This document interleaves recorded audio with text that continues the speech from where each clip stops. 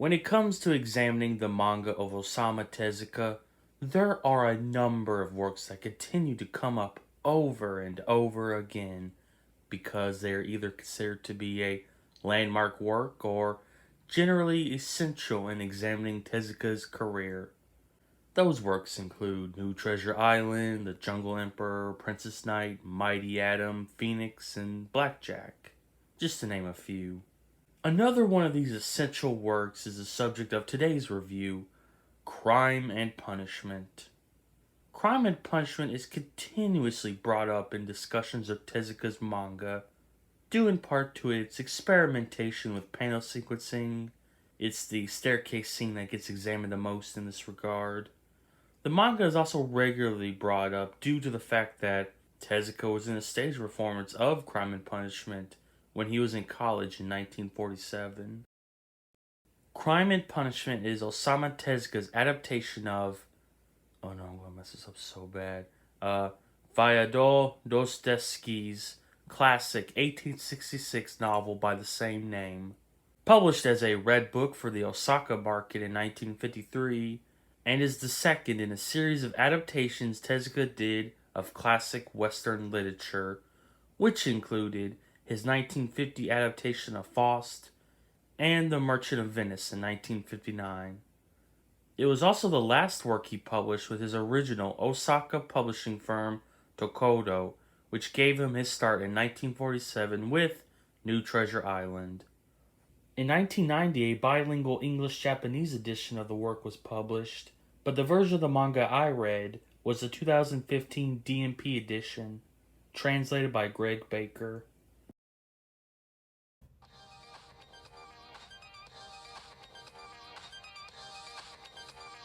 Tezuka's adaptation of Crime and Punishment differs from Dostoevsky's novel in a number of ways. Now, let me tell you what. This video had the most intense preparations of any video I've ever done because I went ahead and read the entirety of Dostoevsky's novel in order to see what the differences between the two works were. Yep, it took forever, but it was well worth it for the video. Wait a second. Oh, shit. Well, alright.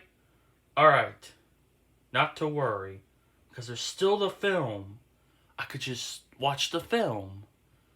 Yeah.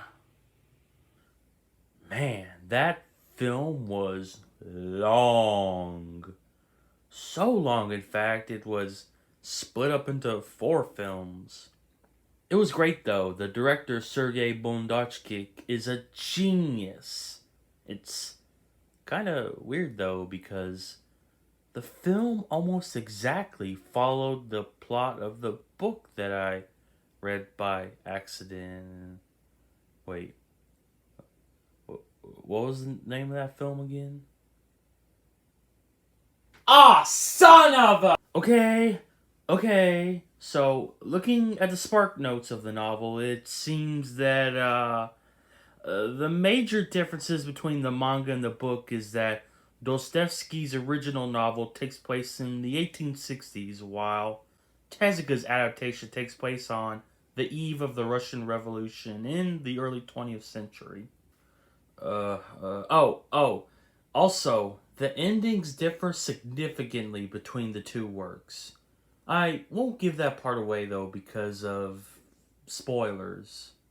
Getting into the actual story of the manga, it follows Raskolnikov, a poor intellectual living in St. Petersburg who ends up murdering a stingy pawnbroker over his pocket watch, which he had pawned earlier to her that day.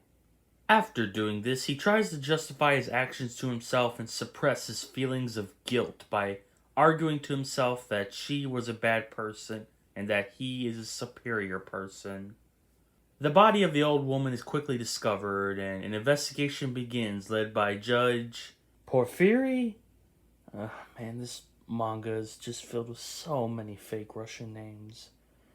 Judge Porfiry, who quickly suspects Raskolnikov due, in part, to an essay he had published concerning his theory that some people, like Napoleon, are so-called extraordinary individuals, meaning they are above right and wrong morality. Raskolnikov begins to feel pressured by the judge. But then, his family comes to St. Petersburg because his sister Donya is about to marry a wealthy man named Luzhin, but Raskolnikov dislikes him. Meanwhile, Raskolnikov gets himself involved with a prostitute named Sonia, who he falls in love with. So, will Raskolnikov be caught by the judge, or will the guilt of his crime be too much to bear and he confesses? Will Donya marry Luzhin, and what about Sonia? Will she still love Raskolnikov if he confesses his crimes? To find out, you're just going to have to read the manga for yourself.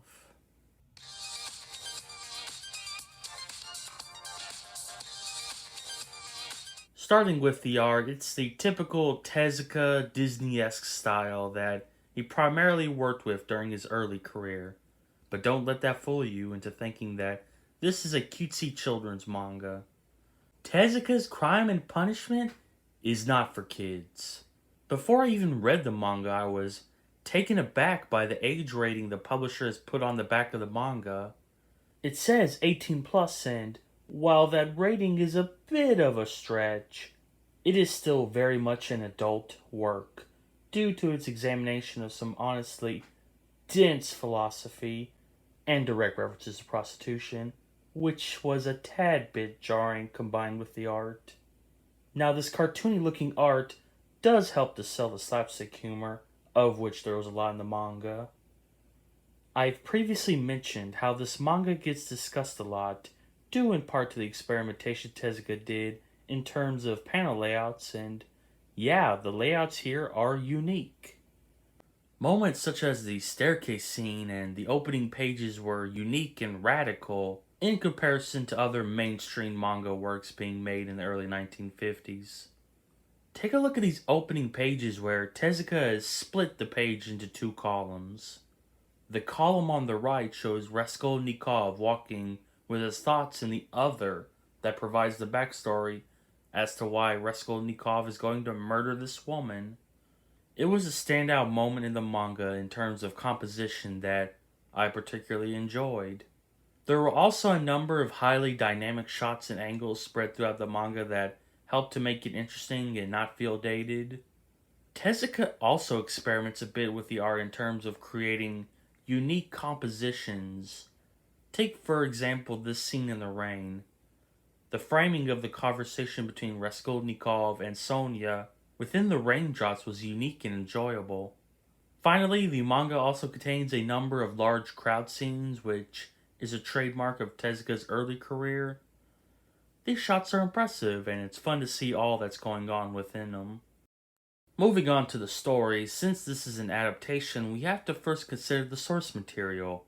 Fyodor Dostoevsky's novel, Crime and Punishment, is an incredibly dense philosophical novel on the nature of guilt, alienation, and is a pushback against nihilism. So, how does Tezuka's adaptation stack up? Well, I felt it holds it up pretty well. The manga does contain those mature themes found in Dostoevsky's original novel, including philosophical musings on morality, asking questions about who has the right to decide what is right and wrong, faith, and more importantly, guilt. The manga is a bit confusing, however, because on the one hand, it presents the reader with these highly dense, mature themes, and yet it is also supplemented by lots of goofy slapstick humor typically found in a children's manga.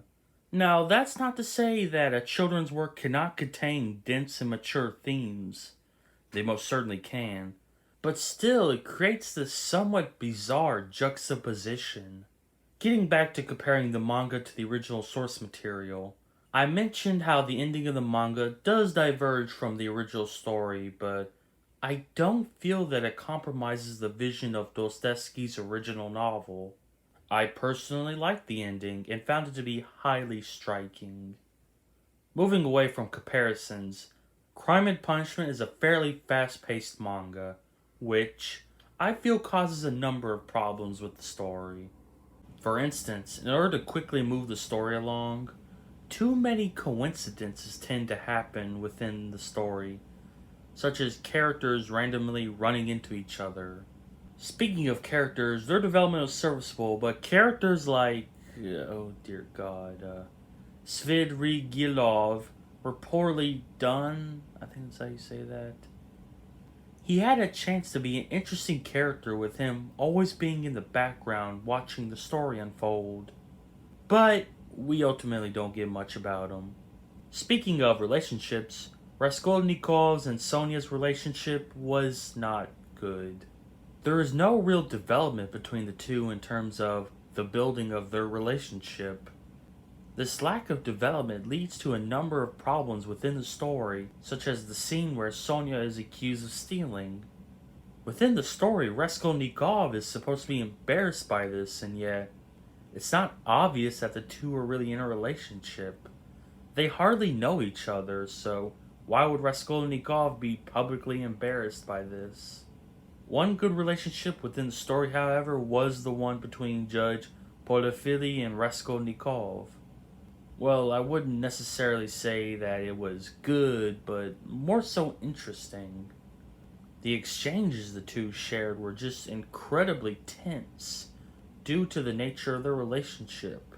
Raskolnikov, the criminal, and Judge Porfiri, the punisher. Tezuka is able to make the interactions between the two tense by using these tight close-ups that show just how serious they were by the looks in their eyes and the beads of sweat dripping from their brows. All this being said, however, the reveal that Judge Porfiri knew Raskolnikov was guilty the whole time was not good. It feels like it just comes out of nowhere, and even though Raskolnikov always acted a bit suspicious around the judge, I still felt that lead up to the reveal could have been better composed. So it makes more sense why Judge Porfiri would arrive to this conclusion. Searching for positives in terms of characterizations, I will say that Luzhin was great at being an asshole character, so there's that.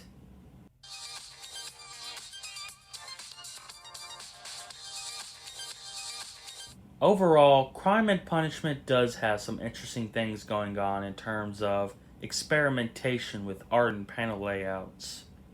The manga also was able to carry over a number of those heavy philosophical themes from the original novel, but in an admittedly more simplified state. The manga is a bit too fast-paced, which results in it being a bit underdeveloped, especially when it comes to character development. The tone of the manga as well is also a bit bizarre, with its cartoony look and aspects contrasting with the adult content of the story. It's an alright adaptation and an alright story, but ultimately, I would say that it's a bit dated in terms of story. That's why I'm going to be giving Crime and Punishment by Osamu Tezuka a 7 out of 10.